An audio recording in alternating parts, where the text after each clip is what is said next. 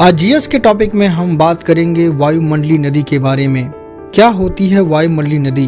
वायुमंडलीय नदी को अक्सर आसमान में नदी के रूप में वर्णित किया जाता है। इसका आशय वायुमंडल में एक ऐसा अपेक्षाकृत लंबी और संकीर्ण पट्टी है जो उष्णकटिबंधीय महासागरों से महाद्वीपों क्षेत्रों में अधिक मात्रा में जलवाष्प के आवागमन में भूमिका निभाता है। पृथ्वी पर नदियों के विपरीत यह अदृश्य होती है।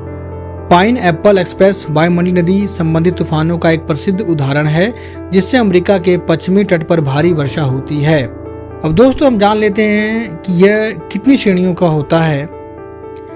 जो दोस्तों पहली श्रेणी की होती है, यह लाभकारी होने के साथ साथ मृदा की नमी को बनाए रखने में सहायक होती है।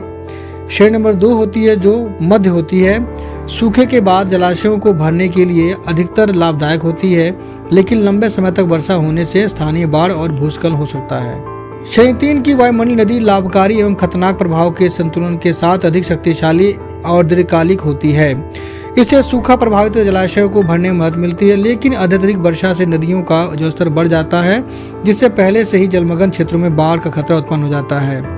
अब बात करते हैं श्रेणी 4 की, जो चरम होती है, बहुत ज्यादा अधिक हो जाती है। श्रेणी 4 वायुमंडलीय नदी अधिकतर खतरनाक होती है, हालांकि इससे कुछ लाभकारी पहलू भी होते हैं। इस श्रेणी का तूफान कई दिनों तक भारी वर्षा करने में सक्षम होता है, जिससे कई नदियां बाढ़ की स्थिति में आ जाती हैं। अब लास्ट जो स्थिति है वह है श्रेणी 5। इसे बोलते हैं असाधारण, यानी असाधारण होता है।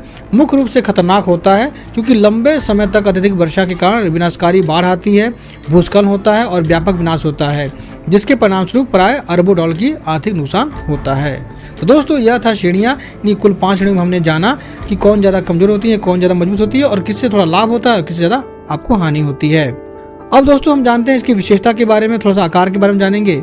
आकार और आकृति के बारे में बात करें तो राष्ट्रीय महासागरीय और वायुमंडलीय प्रशासन NOAA के अनुसार वायुमंडलीय नदी 1600 किलोमीटर तक लंबी और 400-600 किलोमीटर तक के चौड़ी हो सकती है। लगभग यानी 400-600 के बीच की चौड़ी हो सकती है और 1600 किलोमीटर तक लंबी हो सकती है। तो दोस्तों यह थी इसकी विशेषताएं। अब दोस्तों हम बात करते हैं कि आखिर ये नदी बनती कैसे है। नदी का निर्माण तब होता है जब समांतर उष्णकटिबंधीय जैसे कि मध्य प्रशांत और हिंद महासागर का अधिकांश भाग या उष्णकटिबंधीय क्षेत्रों में उष्ण महासागरीय जल के कारण वाष्पीकरण का जो स्तर होता है उच्च हो जाता है, जिससे वायुमंडल में नमी बढ़ जाती है।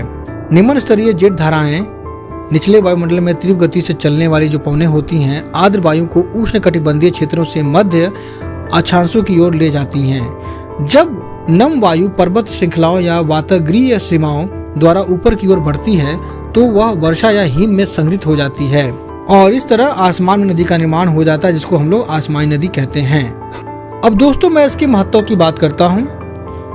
जो आसमानी नदी होती हैं पर्वतीय क्षेत्रों में हिम की मात्रा बढ़ाकर जलापूर्ति को पुनः प्राप्त करने में सहायता करती है। इसके मध्य अक्षांशों में ध्रुव की ओर 90% से अधिक जल वाष्प परिवहन के लिए जिम्मेदार हैं तथा भूस्थल पर पहुंचने पर अधिक वर्षा उत्पन्न करते हैं। तो दोस्तों ये थे इसके महत्व। अब दोस्तों हम जानेंगे कि भारत में वायुमंडलीय नदी क्या है। एक अध्ययन के अनुसार वर्ष 1991 से लेकर वर्ष 2020 की अवधि में भारत में वायुमंडलीय नदी की लगभग 596 प्रमुख घटनाएं हो चुकी हैं, जिसमें से 95% से अधिक ग्रीष्मकालीन मानसून ऋतु के दौरान हुई हैं। वर्ष 1985 से वर्ष 2020 की अवधि में हुई बाढ़ की प्रमुख घटनाओं में से 70% अधिक वायुमंडलीय नदी के कारण घटित हुई हैं, जिनमें वर्ष 2013 की विनाशकारी उत्तराखंड बाढ़, वर्ष 2018 की केरल बाढ़ और वर्ष 2007 की दक्षिणी एशिया की बाढ़ भी शामिल है। हाल के दशकों में वायुमंडलीय नदी की घटनाओं की आवृत्ति और उग्रता से बढ़ गई है, विशेष रूप से सिंधु गंगा के मैदान और प्रायद्वीप भारत के मैदान में, जिसके कारण व्यापक विनाश और जान माल की हानि हुई है। अब दोस्तों हम देखेंगे जलवायु परिवर्तन का इस नदी का पर के क्या प्रभाव पड़ता है। जो आसमानी नदी है वह जलवायु परिवर्तन पर क्या प्रभाव डालती है। वैश्विक तापमान के साथ वायुमंडलीय नदी का प्रभाव तीव्र हो जाता है। कोषण वायु प्रत्येक 1 सेल्सियस वृद्धि पर लगभग 7% अधिक आर्द्रता धारण कर सकती है, जिससे जो वायुमंडलीय नदी है अधिक तूफानी और अधिक प्रबल हो जाती है। आने वाले समय में वायुमंडलीय नदियाँ अधिक लंबी, चौड़ी और अधिक तीव्र होंगी, जिससे वायुमंडलीय नदी की चरम घटनाएं दोगुनी हो सकती हैं और जो बाढ़ का खतरा ज़्यादा बढ़ा सकती हैं।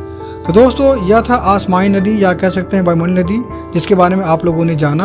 और ये दोस्तों बहुत ही महत्वपूर्ण टॉपिक है, खासकर भूगोल से संबंधित है, जिसके जीएस के टॉपिक में आपको ये जरूर मिलेगा। तो दोस्तों, आपने इस जीएस के टॉपिक में आसमानी नदी के बारे में जाना और इसके कुछ महत्वपूर्ण पहलुओं के बारे में हमने चर्चा किया। दोस्तों, पढ़ते रहिए डीबी एजुकेशन के साथ में। आपका समय शुभ हो। जय हिंद।